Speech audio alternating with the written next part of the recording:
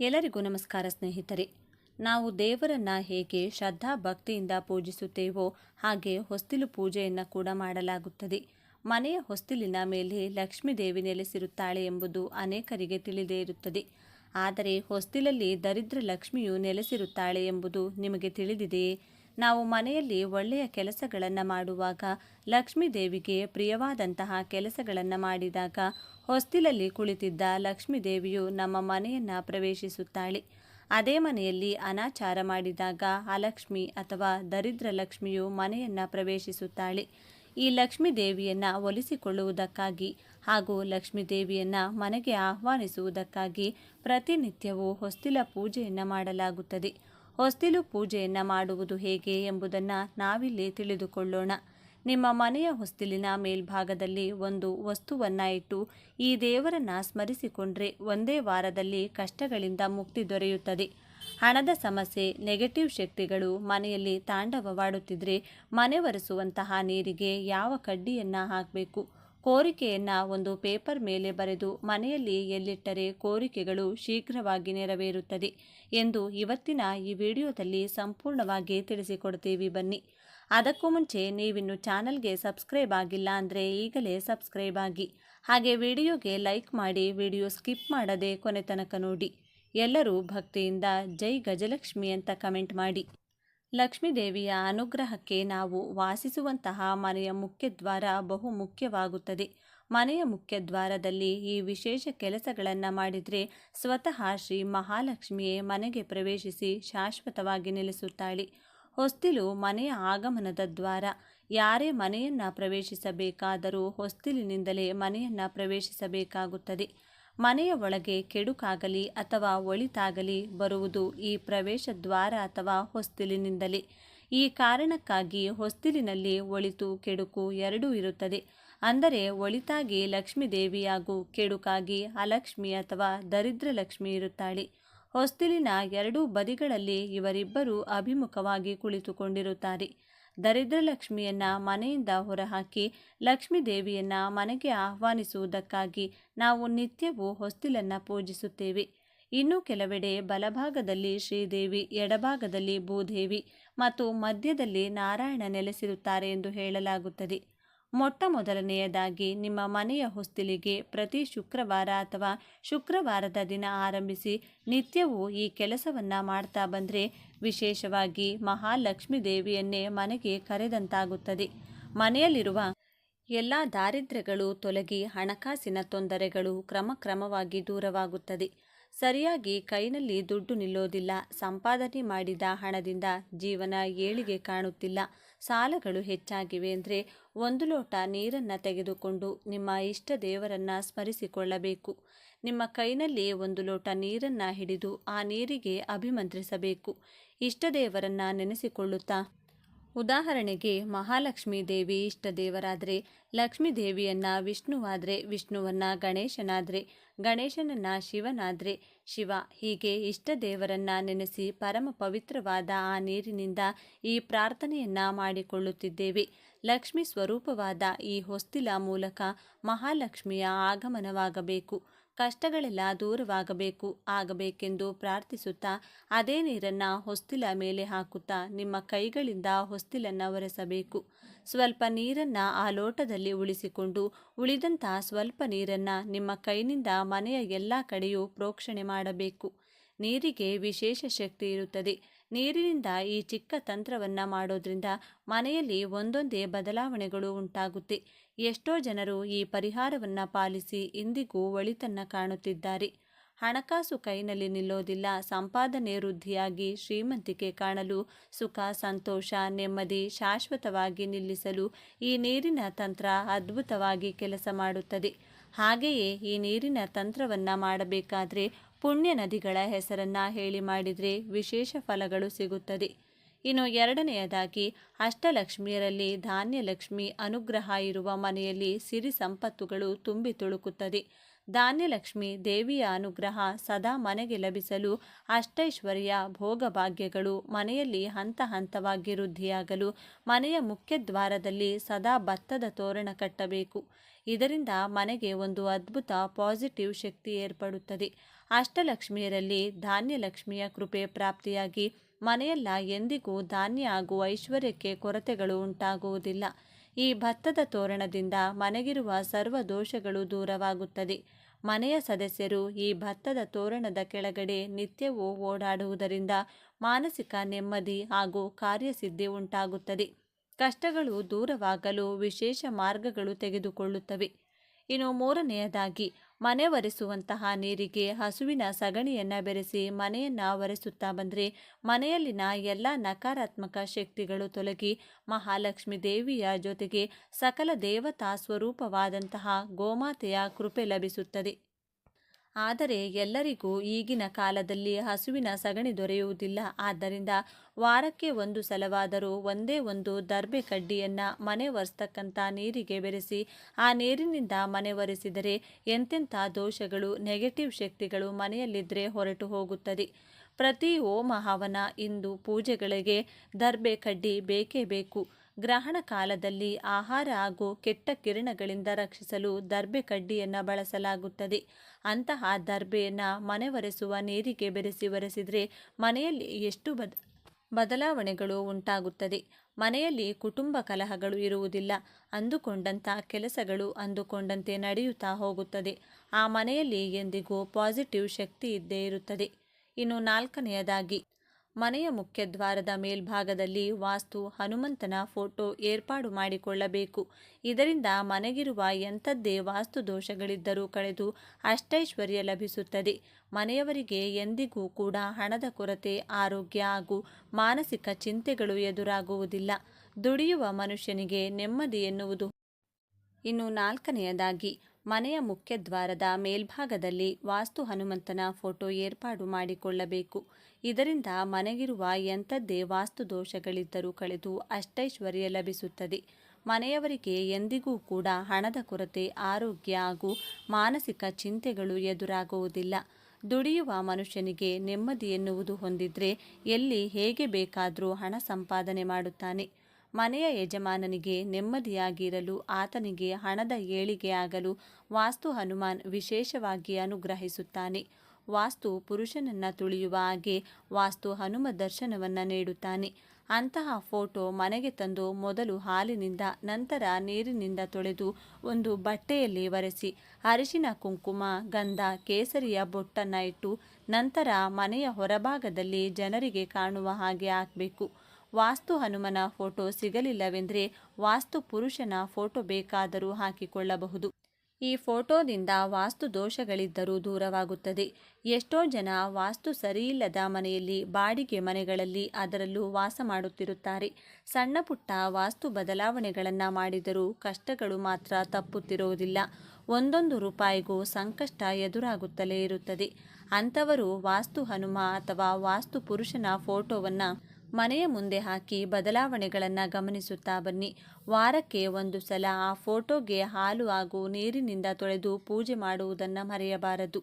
ಇನ್ನು ಕೊನೆಯದಾಗಿ, ಹೊಸ್ತಿಲು ಪೂಜೆಯನ್ನು ಮನೆಯ ಒಳಗಡೆಯಿಂದ ಮಾಡಬೇಕೇ ಅಥವಾ ಹೊರಗಡೆಯಿಂದ ಮಾಡಬೇಕೇ ಎನ್ನುವ ಗೊಂದಲ ಸಾಕಷ್ಟು ಜನರಲ್ಲಿದೆ. ನೀವು ಹೊಸ್ತಿಲ ಪೂಜೆಯನ್ನು ಮನೆಯ ಒಳಗಡೆಯಿಂದ ಮಾಡುವುದು ಉತ್ತಮ. ಹಾಗೂ ಹಬ್ಬ ಹರಿದಿನಗಳಂಥ ಶುಭ ಸಂದರ್ಭದಲ್ಲಿ ದ್ವಾರಲಕ್ಷ್ಮಿಯನ್ನು ಅಂದರೆ ತೋರಣವನ್ನು ಹೊಸ್ತಿಲಿನ ಮೇಲ್ಭಾಗದಲ್ಲಿ ಹಾಕಬೇಕು. ಇದು ತುಂಬಾ ಶುಭವಾಗಿರುತ್ತದೆ. ಮನೆಯಲ್ಲಿ ಆನೆಯ ಬೊಂಬೆಗಳನ್ನು ಪ್ರತಿಯೊಬ್ಬರೂ ಏರ್ಪಾಡು ಮಾಡಿಕೊಳ್ಳಬೇಕು. ಗಜವೆಂದರೆ ಅದು ಅಧಿಕಾರ, ರಾಜಯೋಗ, ಅದೃಷ್ಟದ ಸಂಕೇತ. ಗಜಲಕ್ಷ್ಮಿಯ ಬಲ, ಎಡ ಎರಡೂ ಕಡೆ ಗಜಗಳನ್ನು ನೀವು ನೋಡಿಯೇ ಇರುತ್ತೀರಾ. ಅಂತಹ ಗಜಲಕ್ಷ್ಮಿಯ ಅನುಗ್ರಹ ಪ್ರಾಪ್ತಿಯಾಗಲು, ಮನೆಯಲ್ಲಿ ಸದಾ ಲಕ್ಷ್ಮಿ ನೆಲೆಸಲು, ಗೌರವ, ಕೀರ್ತಿ, ಹೆಸರು ಮಾಡಲು, ಹಣವನ್ನು ಮಾಡಲು ಗಜಗಳ ವಿಗ್ರಹವನ್ನು ಮನೆಯಲ್ಲಿಡಬೇಕು.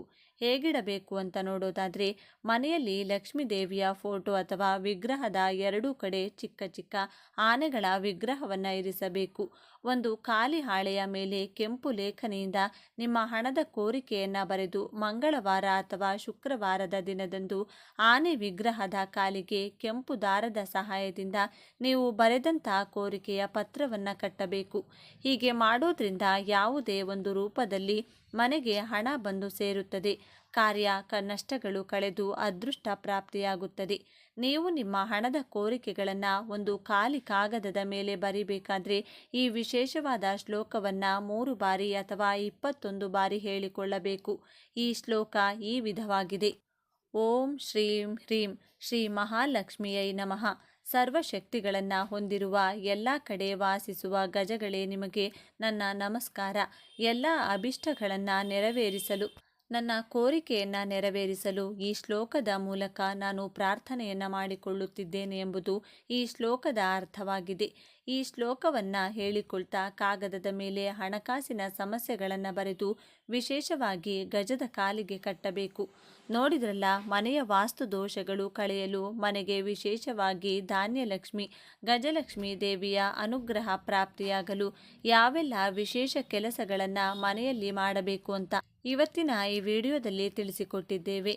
ಈ ಮಾಹಿತಿ ನಿಮಗೆ ಇಷ್ಟವಾದರೆ ಜೈ ಗಜಲಕ್ಷ್ಮಿ, ಜೈ ಧಾನ್ಯಲಕ್ಷ್ಮಿ, ಜೈ ಮಹಾಲಕ್ಷ್ಮಿ ದೇವಿ ಅಂತ ಬರೆದು ಈ ವಿಡಿಯೋನ ಪ್ರತಿಯೊಬ್ಬರಿಗೂ ಕೂಡ ಶೇರ್ ಮಾಡಿ. ಮುಂದಿನ ಬಾರಿ ಮತ್ತೊಂದು ವಿಶೇಷ ದೈವ ಮಾಹಿತಿಯೊಂದಿಗೆ ನಮ್ಮ ಚಾನೆಲ್ ಮೂಲಕ ಭೇಟಿಯಾಗೋಣ. ಈ ದಿನ ಕೇವಲ 10 ರೂಪಾಯಿಗೆ ಈ ಪದಾರ್ಥ ಖರೀದಿಸಿ ಮನೆಗೆ ತಂದು ಈ ಮಂತ್ರವನ್ನು ಹೇಳಿಕೊಂಡ್ರೆ ದೇವಾನುದೇವತೆಗಳ ಜೊತೆಗೆ ಗುರುವಿನ ಅನುಗ್ರಹ ಪ್ರಾಪ್ತಿಯಾಗುತ್ತದೆ. ನೀವು ಯಾವ ಕೆಲಸಕ್ಕೆ ಕೈ ಹಾಕಿದರೂ ಬಂಗಾರದಂತಹ ಫಲ ಸಿಗುತ್ತದೆ. ಈ ದಿನ ಯಾವ 5 ಕೆಲಸಗಳನ್ನು ಮಾಡಿದರೆ ಬಡತನ ನಾಶವಾಗುತ್ತದೆ ಎಂದು ಈಗ ತಿಳಿಯೋಣ. ಅದಕ್ಕೂ ಮುಂಚೆ ನೀವಿನ್ನು ಚಾನಲ್ಗೆ ಸಬ್ಸ್ಕ್ರೈಬ್ ಆಗಿಲ್ಲ ಅಂದರೆ ಈಗಲೇ ಸಬ್ಸ್ಕ್ರೈಬ್ ಆಗಿ. ಹಾಗೆ ವಿಡಿಯೋಗೆ ಲೈಕ್ ಮಾಡಿ, ವಿಡಿಯೋ ಸ್ಕಿಪ್ ಮಾಡದೆ ಕೊನೆ ತನಕ ನೋಡಿ. ಎಲ್ಲರೂ ಭಕ್ತಿಯಿಂದ ಜೈ ಮಹಾಲಕ್ಷ್ಮಿ ಅಂತ ಕಮೆಂಟ್ ಮಾಡಿ. ಮೊಟ್ಟ ಮೊದಲ ಕೆಲಸ ಏನೆಂದರೆ ಮೌನವಾಗಿ ಸ್ನಾನ ಮಾಡುವುದು. ಸ್ನಾನದ ನೀರಿಗೆ ಸ್ವಲ್ಪ ಕಪ್ಪು ಎಳ್ಳನ್ನು ಬೆರೆಸಿ ಸ್ನಾನ ಮಾಡುವುದು. ಸೂರ್ಯೋದಯಕ್ಕೆ ಮುನ್ನವೇ ಎದ್ದು ನದಿ ಸ್ನಾನ ಅಥವಾ ಮನೆಯಲ್ಲಿಯೇ ಸ್ನಾನ ಮಾಡಿಕೊಳ್ಳಬಹುದು. ಅದರಲ್ಲೂ ಮೌನವಾಗಿದ್ದುಕೊಂಡು ಸ್ನಾನ ಮಾಡಿದರೆ 1000 ಗೋದಾನ ಮಾಡಿದ ಅಖಂಡ ಪುಣ್ಯಫಲ ಪ್ರಾಪ್ತಿಯಾಗುತ್ತದೆ. ಈ ದಿನ ಸ್ನಾನ, ದಾನ, ಜಪ ತಪಗಳನ್ನು ಮಾಡಿದರೆ ಎಲ್ಲವೂ ವಿಷ್ಣು ದೇವರಿಗೆ ಅರ್ಪಣೆಯಾಗುತ್ತದೆ. ಈ ದಿನ ನೀವು ಯಾವುದೇ ಪರಿಹಾರ ಮಾಡಿದರೆ, ಸತ್ಕರ್ಮಗಳನ್ನು ಮಾಡಿದರೆ ಸೂರ್ಯ ಹಾಗೂ ಚಂದ್ರಗ್ರಹಣದ ದಿನ ಮಾಡುವ ಪರಿಹಾರದ ಪುಣ್ಯಕ್ಕೆ ಸಮನಾದದ್ದು. ಈ ದಿನ ಮಾಡುವ ಕಾರ್ಯಗಳಿಂದ ಸಿಗುವ ಪುಣ್ಯಫಲವು ಸತ್ತ ನಂತರ ಬರುವ ಜನ್ಮಗಳಿಗೂ ಪ್ರಾಪ್ತಿಯಾಗುತ್ತದೆ. ಸ್ನಾನ ಆದ ನಂತರ ಮರೆಯದೆ ಪಿತೃತರ್ಪಣವನ್ನು ನೀಡಬೇಕು. 1 ಲೋಟ ಅಥವಾ ಚೊಂಬಿನಲ್ಲಿ ನೀರನ್ನು ತೆಗೆದುಕೊಂಡು ಕಪ್ಪು ಎಳ್ಳು, ಮೊದಲೇ ಕಿತ್ತುಕೊಂಡ ತುಳಸಿ ದಳ ಹಾಗೂ ಚಿಕ್ಕ ದರ್ಬೆ ಕಡ್ಡಿಯನ್ನು ಹಾಕಿ ತೋರು ಬೆರಳು ಹಾಗೂ ಹೆಬ್ಬೆರಳಿನ ಮಧ್ಯಭಾಗದಿಂದ ದಕ್ಷಿಣ ದಿಕ್ಕಿಗೆ ಮುಖ ಮಾಡಿ ನಿಂತು ಪಿತೃಗಳಿಗೆ ತರ್ಪಣವನ್ನು ಅರ್ಪಿಸಬೇಕು. ಕೇವಲ 5 ರಿಂದ 10 ನಿಮಿಷದಲ್ಲಿ ಈ ಕೆಲಸ ಮುಗಿದು ಹೋಗುತ್ತದೆ. ಪಿತೃಗಳನ್ನು ಈ ದಿನ ಎಂದು ಸ್ಮರಿಸಿಕೊಂಡರೆ, ಅವರಿಗೆ ತರ್ಪಣವನ್ನು ನೀಡಿದರೆ, ಯಾವ ಜ್ಯೋತಿಷಿ ಬಳಿ ಹೋಗಿ ನಿಮ್ಮ ಆಸ್ತವನ್ನು ತೋರಿಸಿ ನನ್ನ ಭವಿಷ್ಯ ಹೇಗಿದೆ ನೋಡಿ ಎಂದು ಕೇಳುವಂತ ಅಗತ್ಯ ಇರುವುದಿಲ್ಲ. ಅಷ್ಟರ ಮಟ್ಟಿಗೆ ಅದೃಷ್ಟ ಹಾಗೂ ಪುಣ್ಯಫಲ ಪಿತೃಗಳಿಂದ ನಿಮ್ಮ ಇಡೀ ಕುಟುಂಬಕ್ಕೆ, ವಂಶಕ್ಕೆ ಪ್ರಾಪ್ತಿಯಾಗುತ್ತದೆ.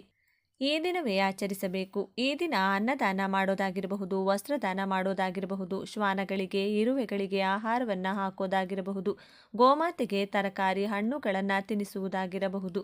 ಮಾತು ಪಿತೃಗಳು ಸಂತೃಪ್ತರಾಗುತ್ತಾರೆ. ಇದು ಪಿತೃ ಸೇವೆಗೆ ಸಮನಾಗುತ್ತದೆ. ಈ ದಿನದಂದು ಜೇನುತುಪ್ಪ, ಗೋಧಿ ಹಾಗೂ ಮೂಲಂಗಿಯ ದಾನವನ್ನು ಕೂಡ ಮಾಡಿಕೊಳ್ಳಬಹುದು. ಈ ದಿನ ಪತ್ರೆಗಳನ್ನು, ಪುಷ್ಪಗಳನ್ನು ಕೀಳಬಾರದು. ಮನೆಯ ಅಂಗಳದಲ್ಲಿ ಬೆಳೆದ ಪುಷ್ಪಗಳನ್ನು ಕೀಳುವುದು, ಯಾವುದಾದರೂ ಮರಗಿಡಗಳ ಎಲೆಗಳನ್ನು ಕೀಳುವುದು ಮಾಡಬಾರದು. ಈ ದಿನ ಶಕ್ತಿ ದೇವತೆಗಳ ಪೂಜೆ ಮಾಡಬೇಕು. ಗ್ರಾಮ ದೇವತೆಗೆ ಪ್ರಿಯವಾಗುವ ಕೆಲಸಗಳನ್ನು ಮಾಡಿಕೊಳ್ಬೇಕು. ಗ್ರಾಮ ದೇವತೆಯ ಗುಡಿಯಲ್ಲಿ ನಿಂಬೆಹಣ್ಣಿನ ದೀಪ ಬೆಳಗಿಸಿ ದೇವಿ ಕಡಗಮಾಲಾ ಸ್ತೋತ್ರ ಪಾರಾಯಣ ಮಾಡಿ, ದುರ್ಗಾ ಅಷ್ಟೋತ್ತರವನ್ನು ಪಾರಾಯಣ ಮಾಡಿ, ಶಕ್ತಿ ದೇವತೆಯರ ಗುಡಿಯಲ್ಲಿ ಕುಂಕುಮಾರ್ಚನೆ ಮಾಡಿಸಿ ಆ ಕುಂಕುಮವನ್ನು ಇಡೀ ಕುಟುಂಬದವರು ಅಣೆಗಿಟ್ಟುಕೊಳ್ಳಿ.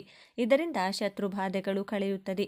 ಈ ಸಮಯದಲ್ಲಿ ಉಂಟಾಗುವಂತಹ ಅನಾರೋಗ್ಯ, ಕಲಹ, ಮಾನಸಿಕ ಕಿರಿಕಿರಿ, ಅಪಘಾತಕ ಕಂಟಕಗಳು ತಪ್ಪಿ ಹೋಗಿ ಶಿವನ ದೇವಸ್ಥಾನಕ್ಕೆ ಈ ದಿನದಂದು ತೆರಳಿ, ಶಿವನ ದೇವಸ್ಥಾನಕ್ಕೆ ತೆರಳಿ ಈ ದಿನ ಶಿವದರ್ಶನ ಮಾಡಿ, ಅರಳಿ ಮರದ ಕೆಳಗೆ ಎಳ್ಳೆಣ್ಣೆಯ ದೀಪವನ್ನು ಹಚ್ಚಿ, ಸಾಕ್ಷಾತ್ ವಿಷ್ಣು ದೇವರು ಅಶ್ವತ್ಥ ಮರದ ರೂಪದಲ್ಲಿ ನೆಲೆಸಿರುತ್ತಾರೆ. ಒಮ್ಮೆ ಚಂದ್ರದೇವನಿಗೆ ಚರ್ಮದ ಸಮಸ್ಯೆ ಬಂದಾಗ ಶಿವನಿಗೆ ಹಸುವಿನ ಹಾಲು ಹಾಗೂ ಮೊಸರಿನಿಂದ ಅಭಿಷೇಕ ಮಾಡಿ ತನಗಿದ್ದ ಚರ್ಮದ ಸಮಸ್ಯೆಯನ್ನು ಹೋಗಲಾಡಿಸಿಕೊಂಡನಂತೆ. ಅದು ಕೂಡ ಈ ದಿನವೇ ಅಭಿಷೇಕ ಮಾಡಿದ್ದು. ಆದ್ದರಿಂದ ಮರೆಯದೆ ಶಿವನಿಗೆ ಈ ದಿನ ನಿಮ್ಮ ಮನೆಯಲ್ಲಾಗಿರಬಹುದು, ದೇವಸ್ಥಾನದಲ್ಲಾಗಿರಬಹುದು, ಹಸುವಿನ ಹಾಲು ಹಾಗೂ ಮೊಸರಿನಿಂದ ಅಭಿಷೇಕ ಮಾಡಿ ನಮಸ್ಕಾರ ಮಾಡಿಕೊಳ್ಳಿ. ಇದರಿಂದ ಕುಟುಂಬದವರ ಆರೋಗ್ಯ ಕೂಡ ವೃದ್ಧಿಯಾಗುತ್ತದೆ. ಹಿಂದೆ ಅರ್ಚಕರೊಬ್ಬರು ಈ ದಿನ ಶಿವಲಿಂಗದ ಮೇಲೆ ಒಂದು ಬಿಲ್ವ ಪತ್ರೆಯನ್ನು ಇಡುತ್ತಾರೆ. ಆ ಎಲೆಯ ಮೇಲೆ ಇದ್ದ ಕಪ್ಪು ಇರುವೆಯೆಂದು ಯಾವ ಕಡೆ ಹೋಗಬೇಕೆಂದು ತಿಳಿಯದೆ ಶಿವಲಿಂಗದ ಸುತ್ತ 3 ಸುತ್ತು ಹಾಕುತ್ತದೆ. ತನಗೆ ತಿಳಿಯದೆಯೇ ಶಿವಲಿಂಗಕ್ಕೆ 3 ಪ್ರದಕ್ಷಿಣೆ ಹಾಕಿದ ಕಾರಣದಿಂದ ಮರುಜನ್ಮದಲ್ಲಿ ಆ ಇರುವೆಯು ಕಾಶಿ ರಾಜ್ಯಕ್ಕೆ ರಾಜನಾಗಿ ಜನಿಸಿ ಸಕಲ ಐಶ್ವರ್ಯ ಪಡೆಯಿತೆಂದು ಪುರಾಣಗಳಲ್ಲಿ ಉಲ್ಲೇಖವಿದೆ. ಅಂತಹ ಶಕ್ತಿ ಈ ದಿನ ಪ್ರತಿಯೊಬ್ಬರೂ ಶಿವಲಿಂಗಕ್ಕೆ ಮರೆಯದೆ ಪ್ರದಕ್ಷಿಣೆ ಮಾಡಬೇಕು. ಶಿವಾಲಯದಲ್ಲಿ ಈ ದಿನ ಪ್ರದಕ್ಷಿಣೆ ಮಾಡಿ ಶಿವನ ದರ್ಶನವನ್ನ ಮಾಡಿ ಬಂದರೆ ಅತ್ಯಂತ ಶುಭ ಫಲಗಳು ಪ್ರಾಪ್ತಿಯಾಗುತ್ತೆ. ಹಾಗೆ ಈ ದಿನ ಮನೆಯಲ್ಲಿ ದೀಪಾರಾಧನೆ ಮಾಡಬೇಕಾದ್ರೆ ಒಂದು ನಿಂಬೆ ಹಣ್ಣನ್ನ ನಿಮ್ಮ ಮನೆ ದೇವರ ಹೆಸರಲ್ಲಿ ಹೇಳಿ ಕೈನಲ್ಲಿ ಹಿಂಡಿ. ಇದು ಕುಟುಂಬಕ್ಕೆ ಇರುವ ದಾರಿದ್ರ್ಯ ದೋಷಗಳು, ಜನಗಳ ದೃಷ್ಟಿ ದೋಷಗಳು, ಹಣಕಾಸು, ಆರೋಗ್ಯ ಸಮಸ್ಯೆ, ಶತ್ರುಕಾಟಗಳು ದೂರವಾಗಬೇಕೆಂತ ಬೇಡಿಕೊಳ್ಬೇಕು. ಜೊತೆಗೆ ಬಗಳಾಮುಖಿ ದೇವಿಯ ಸಂಕಲ್ಪವನ್ನ ಮಾಡಿಕೊಳ್ಳಬೇಕು. ಬಗಳಾಮುಖಿ ದೇವಿಯನ್ನ ನೆನೆಯುತ್ತಾ ಓಂ ಐಂ ಹ್ರೀಂ ಶ್ರೀಂ ಬಂ ಬಂಗಳಾಮುಖಿ ದೇವಿಯೇ ನಮಃ ಎಂದು 3 ಬಾರಿ, 21 ಬಾರಿ ಅಥವಾ 108 ಬಾರಿ ಹೇಳಿಕೊಂಡು ದೀಪಾರಾಧನೆ ಮಾಡಬೇಕು. ಈ ನಿಂಬೆ ಹಣ್ಣನ್ನು ಒಂದು ಚೊಂಬಿನ ನೀರಿಗೆ ಹಿಂಡಿ ಮನೆಯ ಎಲ್ಲ ಮೂಲೆ ಮೂಲೆಗೂ ಹಾಗೂ ಬಾಗಿಲಿನ ಹೊರಭಾಗದಲ್ಲಿಯೂ ಪ್ರೋಕ್ಷಣೆ ಮಾಡಬೇಕು. ಪ್ರೋಕ್ಷಣೆ ಮಾಡುವಾಗ ಬಗಳಾಮುಖಿ ದೇವಿಯನ್ನ ನೆನೆದು ನಮಗೆ ಕೇಡುಂಟು ಮಾಡುವ ಶತ್ರುಗಳಿಗೆ ಒಳಿತನ್ನ ಮಾಡು, ಅವರ ಬಾಯನ್ನ ಕಟ್ಟು, ಅವರಿಗೆ ಒಳ್ಳೆಯ ಬುದ್ಧಿ ಕೊಡು, ನಮ್ಮ ಮನೆಯ ಯಜಮಾನನಿಗೆ ಇರುವ ಹಣಕಾಸಿನ ಅಡೆತಡೆಗಳನ್ನು ನೀಗಿಸು, ಎಲ್ಲ ವಿಧದಲ್ಲೂ ಏಳಿಗೆಯನ್ನು ನೀಡಿ ನಮ್ಮ ಕುಟುಂಬದ ರಕ್ಷಣೆಯಾಗಿ ನಿಲ್ಲು ಅಂತ ಬೇಡಿಕೊಳ್ಬೇಕು. ಹೀಗೆ ಕೈನಲ್ಲಿ ಹಿಡಿದು ಅಭಿಮಂತ್ರಿಸಿ ಮನೆಗೆಲ್ಲ ಪ್ರೋಕ್ಷಣೆ ಮಾಡಿ ಆ ನಿಂಬೆ ಹಣ್ಣಿನ ರಸದ ಶಕ್ತಿಯಿಂದ ಮನೆಗೆ ದುರ್ಗೆಯ ಸರ್ವಶಕ್ತಿ ಸ್ವರೂಪಿಣಿಯಾದ ಬಗಳಾಮುಖಿ ದೇವಿಯ ಅಪಾರ ರಕ್ಷಣೆ ಪ್ರಾಪ್ತಿಯಾಗುತ್ತದೆ. ಇನ್ನು ಕೊನೆಯ ದಿನ ಆಗಿರೋದ್ರಿಂದ ವಿಷ್ಣು ಹಾಗೂ ಮಹಾಲಕ್ಷ್ಮಿ ದೇವಿಯನ್ನ ಈ ರೀತಿಯಾಗಿ ಬೇಡಿಕೊಳ್ಳಿ. ಭಗವಂತ ಶ್ರೀ ಮಹಾವಿಷ್ಣು, ಈ ನಿನ್ನ ಪುರುಷೋತ್ತಮ ಮಾಸದಲ್ಲಿ ತಿಳಿದು ತಿಳಿಯದೆ ನನ್ನಿಂದ ಏನಾದರೂ, ನನ್ನ ಕುಟುಂಬದಿಂದ ಏನಾದರೂ ತಪ್ಪುಗಳಾಗಿದ್ದರೆ ಕ್ಷಮಿಸು. ನನ್ನೆಲ್ಲ ಕಷ್ಟಗಳನ್ನು ಅರ್ಥ ಮಾಡಿಕೊಂಡು ನೀನೇ ಅನುಗ್ರಹಿಸು. ನಿನ್ನ ಸೇವೆ ಹಾಗೂ ಸ್ಮರಣೆ ಮಾಡುವ ಮತ್ತಷ್ಟು ಶಕ್ತಿಯನ್ನು ನನಗೂ ನನ್ನ ಕುಟುಂಬಕ್ಕೂ ನೀಡೆಂದು ಭಕ್ತಿಯಿಂದ ಕೇಳಿಕೊಳ್ಬೇಕು. ಈ ದಿನವನ್ನು ಈ ರೀತಿಯಾಗಿ ಮುಗಿಸಬೇಕು. ಹೀಗೆ ವಿಷ್ಣು ಹಾಗೂ ಲಕ್ಷ್ಮೀ ದೇವಿಯನ್ನ ಬೇಡಿಕೊಂಡ್ರೆ ನೀವು ಮಾಡುವ ಪೂಜೆಗೆ ಮತ್ತಷ್ಟು ಫಲಪ್ರಾಪ್ತಿಯಾಗುತ್ತದೆ. ಆರ್ಥಿಕ ಆರೋಗ್ಯ ಸಂಕಷ್ಟಗಳು ದೂರವಾಗುತ್ತದೆ. ಇನ್ನು ಈ ದಿನ ನೀವು ಯಾವ ಕೆಲಸವನ್ನ ಮಾಡ್ತೀರೋ ಅದೇ ಕೆಲಸವನ್ನ ಮತ್ತೆ 3 ಬಾರಿ ಮಾಡುವ ಶಕ್ತಿ ಆ ಭಗವಂತ ನಿಮಗೆ ನೀಡುತ್ತಾನೆ. ಈ ದಿನ ನೀವು ಮಾಡುವ ಕೆಲಸಗಳನ್ನು ಮತ್ತೆ ಮತ್ತೆ ಮಾಡುವಂತೆ ಆಶೀರ್ವದಿಸುತ್ತಾನೆ.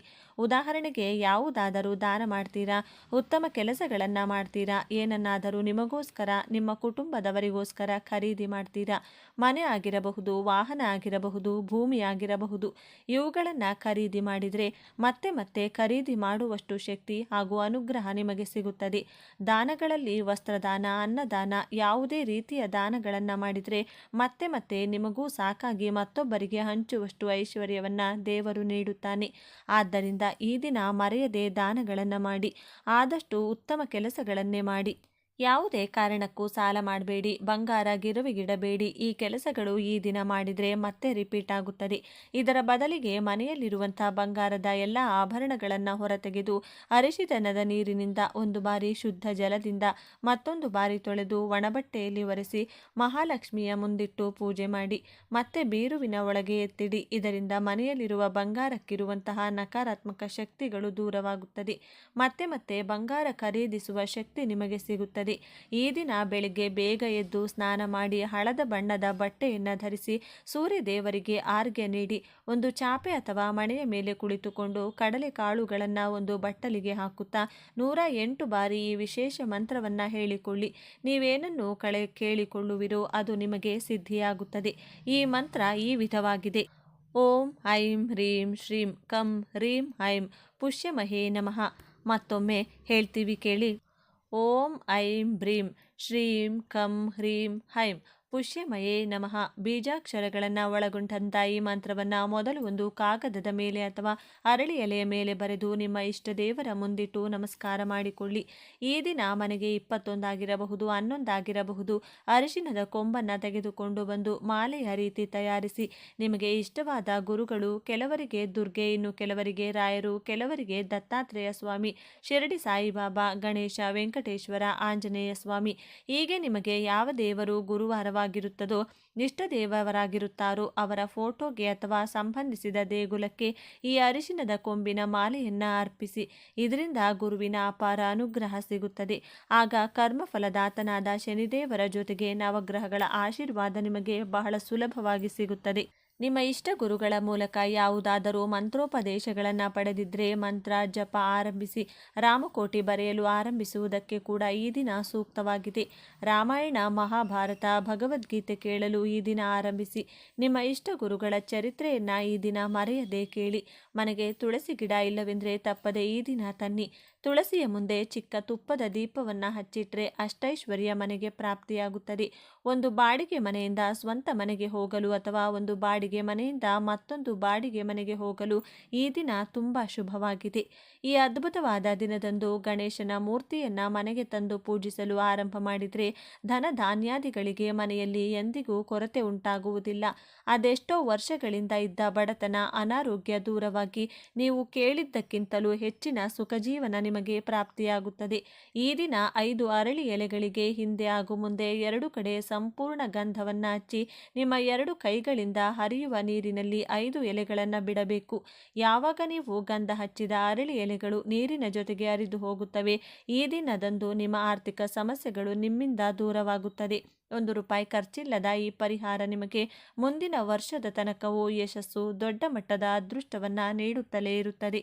ಪ್ರತಿದಿನ ಬಂದಾಗಲೂ ಇದೇ ಪರಿಹಾರವನ್ನು ನೀವು ಮಾಡಿಕೊಳ್ಳಬಹುದು. ಈ ದಿನ ತುಪ್ಪದ ದೀಪ ಹಚ್ಚಿ ಹಣೆಗೆ ವಿಭೂತಿ, ಗಂಧ, ಕುಂಕುಮವನ್ನಿಟ್ಟುಕೊಳ್ಳಿ.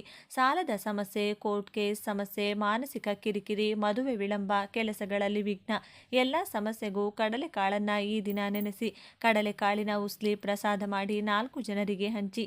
ಇದೆ ನೋಡಿದ್ರಲ್ಲ, ಈ ದಿನ ಯಾವೆಲ್ಲ ವಿಧಿವಿಧಾನಗಳನ್ನು ಪಾಲಿಸಿದರೆ ಅದೃಷ್ಟ ಪ್ರಾಪ್ತಿಯಾಗುತ್ತದೆ, ಪಿತೃಗಳ ಅನುಗ್ರಹ ಸಿಗುತ್ತೆ ಅಂತ ಇವತ್ತಿನ ಈ ವಿಡಿಯೋ ತಿಳಿಸಿಕೊಟ್ಟಿದ್ದೇವೆ. ಈ ಮಾಹಿತಿ ನಿಮಗೆ ಇಷ್ಟವಾದರೆ ತಪ್ಪದೆ ಜೈ ಪುರುಷೋತ್ತಮ, ಜೈ ಮಹಾಲಕ್ಷ್ಮೀ ದೇವಿ ಅಂತ ಬರೆದು ಈ ವಿಡಿಯೋನ ಪ್ರತಿಯೊಬ್ಬರಿಗೂ ಶೇರ್ ಮಾಡಿ. ಧನ್ಯವಾದಗಳು ಸ್ನೇಹಿತರೆ.